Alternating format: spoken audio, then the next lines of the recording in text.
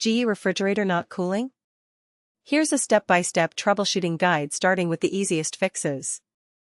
Step 1. Check the temperature settings. GE fridges should be set to 37 degrees fridge and 0 degrees freezer. On some models, settings reset after a power outage. Step 2. Check if the condenser coils are dirty. On most GE fridges, they're at the bottom behind a kick plate. Pull it off and vacuum the coils.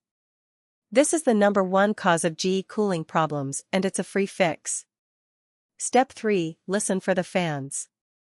Open the freezer door and listen for the evaporator fan. If you hear nothing, the fan motor is dead. 150 to 250 to replace. Then check the condenser fan at the bottom back. Step 4. GE Profile and GE Cafe models have a defrost issue. Ice builds up on the evaporator coils inside the freezer. If you see heavy frost behind the back panel, the defrost heater, timer, or thermostat has failed.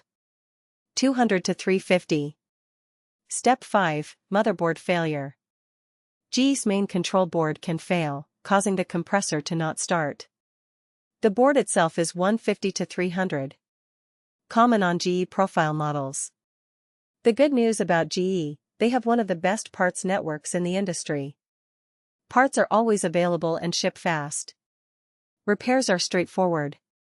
Same-day GE refrigerator repair. All models including GE Profile and GE Cafe. Port St. Lucie, Stewart, Fort Pierce, Jensen Beach, Palm City. Call Treasure Coast Appliance Repair at 772-353-5791.